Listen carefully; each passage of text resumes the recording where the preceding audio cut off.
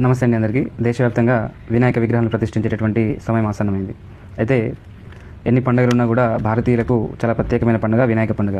ఎందుకంటే ఇది స్వాతంత్ర్య పోరాటంలో ప్రధాన పాత్ర పోషించినటువంటి పండుగ. ఈ విషయం చాలా వరకు చాలా వ్యక్తులకు తెలియదు. తెలుసుకునే ప్రయత్నం చేద్దాం. అయితే వినాయకుని యొక్క ఆనవాళ్ళు 100-200 ఏళ్ల క్రితమే కాదు, ఇది 4వ శతాబ్దం నుంచి, అంటే గుప్తుల కాలం నుంచి మనకు అందుబాటులో ఉన్న చరిత్ర.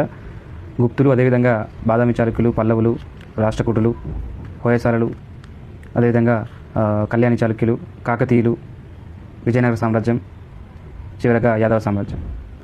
ప్రతి కాలంలోనూ ప్రతి శతాబ్దంలోనూ వినాయకుని యొక్క ఆనవాళ్ళు, విగ్రహాలు ఉన్నట్టు చరిత్ర మనకు చెప్తా ఉంది. అయితే పురాణాల ప్రకారం మనకు తెలిసిన విషయమే వినాయకుడి అవతారం గురించి. అయితే 1893లో బాలగంగాధర తిలక్ గారు దీన్ని ఎందుకు విస్తృతం చేశారు అని అంటే, వినాయకుని యొక్క ఉత్సవాలు ప్రాచీన కాలంలో ప్రతి ఒక్కరు కూడా వారి వారి కుటుంబాల్లో సాధారణంగా చాలా తక్కువ దాంతో చేసుకునేవారు. మధ్యయుగంలోనూ గ్రామాల్లో, పట్టణాల్లో ఇది వ్యాప్తించింది.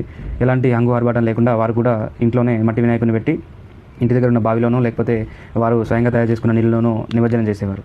ఆ తర్వాత బ్రిటిష్ కాలం 1893, అంటే 19వ శతాబ్దపు చివరిలో బ్రిటిష్ వారు భారతీయులపైన ఉక్కుపాదం మోపి ఎక్కడ కూడా సభలు సమావేశాలు జరపకూడదు, ఎక్కడ కూడా ప్రజల భూమి కూడా వద్దని చెప్పేసి ఆదేశాలు జారీ చేయడము, ఎవరైనా ఈ ఆదేశాలని అతిక్రమిస్తే కఠినంగా చర్యలు తీసుకునేటటువంటి పరిస్థితి ఉండేది.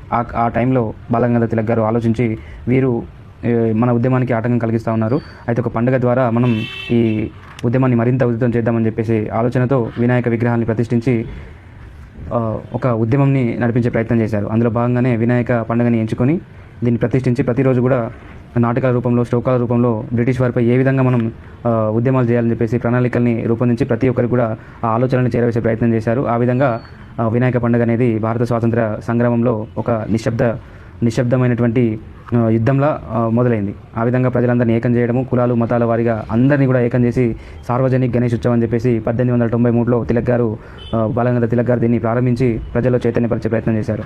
అప్పటి నుంచి ఇది చాలా తక్కువ కాలంలోనే దేశవ్యాప్తంగా విస్తరించి అనేక ఉద్యమాలకు తోడ్పాటైనటువంటి ఒక గొప్ప పండుగ ఇది. కానీ ప్రస్తుతం ఉన్న సమాజంలో ఈ పండుగ రూపాలని మార్చేసి చేసే ప్రయత్నం జరుగుతూ ఉంది. మట్టి విగ్రహాలకు బదులు రసాయనాలు కలిపినటువంటి విగ్రహాన్ని తీసుకురావడం, అవి భారీ ఎత్తులో తీసుకొచ్చి అనేక రకాల ఇబ్బందులకు గురయ్యేటటువంటి విధంగా ప్రస్తుతం ఉన్న పరిస్థితులు వాటికి దారితీస్తూ ఉన్నాయి. కాబట్టి చరిత్ర తెలుసుకుందాం, ఇప్పుడు ప్రజల్ని ఏ విధంగా ఐక్యం చేద్దాం, ఇప్పుడున్నటువంటి సమస్యలపై ఏ విధంగా పోరాటాలు చేద్దామని ఆలోచించాలని చెప్పేసి కోరుతూ, ఇది ఎవరిని ఉద్దేశించో లేకపోతే కించపరిచే విధంగా చెప్పినటువంటి విషయాలు కావు. చరిత్రలానే చూద్దాం. ఇప్పుడున్న పరిస్థితులకు అనుగుణంగా ఈ పండుగను ఏ విధంగా జరుపుకుందాం అనేది ప్రతి ఒక్కరు ఆలోచించాలని చెప్పేసి కోరుతూ, ఆ విధంగా ఆలోచిస్తారని ఆశిస్తూ థ్యాంక్ యూ.